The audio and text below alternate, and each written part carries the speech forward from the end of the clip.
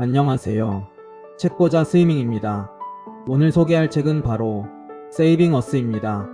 저는 처음에 책 표지를 슬쩍 보고 제목이 세이빙 어스인 줄 알았는데 그게 아니라 세이빙 어스였어요. 부제목에 우리와 지구를 구하는 새로운 기후행동, 희망, 힐링이라고 쓰여 있길래 당연히 지구라고 생각했는데요. 비슷한 발음의 두 단어가 모두 묘하게 이 책의 주제와 어울리네요. 저자는 캐나다 출신의 기후학자인데요. 기후위기에 대한 내용을 여러 매체와 SNS를 통해서 사람들에게 알리는 일을 하고 있더라고요. 그럼 기후학자가 들려주는 지구를, 아니 우리를 구하는 방법, 함께 알아보러 가실까요? 미움받는 것에 익숙해지다. 저자는 미움받는 것에 익숙하다고 합니다. 기후변화는 코로나 사기극 다음으로 큰 속임수입니다. 저자가 트위터에서 어떤 남성으로부터 받은 메시지라고 하는데요. 이 외에 공산주의자, 자유지상주의자, 미치광이, 요부, 거짓말쟁이 등등 온갖 욕설과 비난을 받아왔다고 하네요. 기후위기가 심각하니 경각심을 가지고 변화해야 한다고 주장하는 학자들은 별것 아닌 것 같고 왜 그렇게 유난을 떠느냐 라고 생각하는 사람들로부터 항상 문매를 맞는 것 같습니다. 또한 저자는 민주당 지지자 아니냐는 오해를 정말 많이 받는다고 하는데요. 저자는 캐나다인일 뿐더러 정치적 성향과 본인이 하고 있는 일과는 아무런 관계가 없는데도 사람들이 편을 갈라 무조건적으로 상대방을 비난하는 행동을 한다며 안타까워하고 있습니다. 미국인이 아닌 제가 생각해도 미국의 공화당과 민주당은 기후와 환경에 대한 정책 운영 방식이 정말 극명하게 다른 것 같아요. 그 어느 것보다 우선되어야 할 환경 문제가 누가 집권하느냐에 따라 정책이 휙휙 바뀌니 참 안타깝습니다. 기후변화는 자연스러운 현상이다. 기후변화가 인간 활동으로 인해 일어나는 것이 아니라 자연적인 현상이라고 주장하는 사람들도 있는데요. 첫 번째로 태양 활동을 꼽습니다. 태양으로부터 오는 에너지가 항상 똑같은 것이 아니기 때문에 지구의 기온이 오르기도 하고 내리기도 한다는 것인데요. 실제로 1400년대에서 1800년대 사이에 소빙하기가 찾아왔는데 이 당시 태양 에너지는 평균보다 약간 낮았다고 합니다. 그럼 온난화가 한창 진행되고 있는 지금은 태양 에너지가 증가하고 있는 시기일까요? 그렇지 않다고 합니다.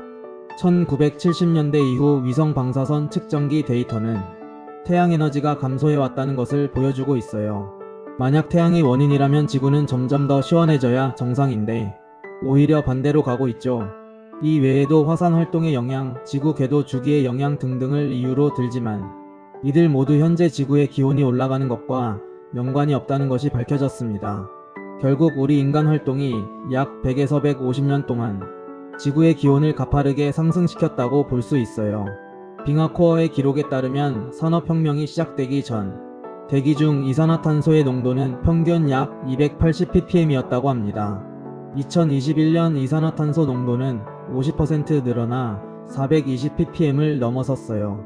이렇게 가파르게 기온이 올라간 것은 약 5,500만 년 전이라고 하는데요.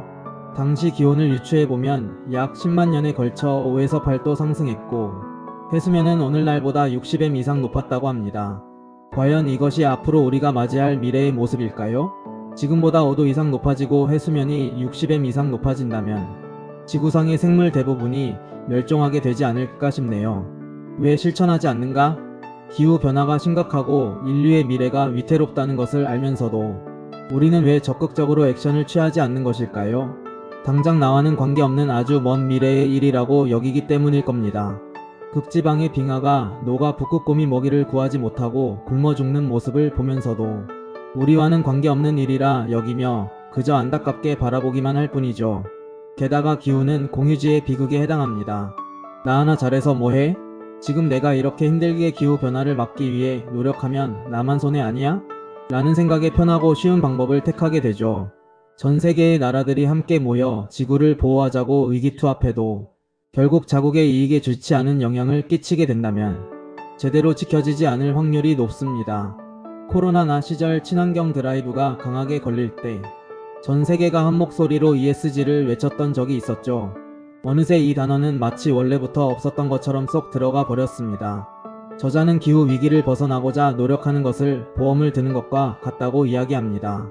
당장은 내가 기울이는 노력이 나에게 이익이 되지는 않을지라도 노력을 하지 않는다면 나중에 큰 리스크를 안겨주게 될 겁니다. 저는 이 문장이 가슴에 와닿고 참 마음에 들었습니다. 기후변화에 관심 있으신 분들께 추천합니다. 유익하셨다면 구독과 좋아요 부탁드려요. 시청해주셔서 감사합니다.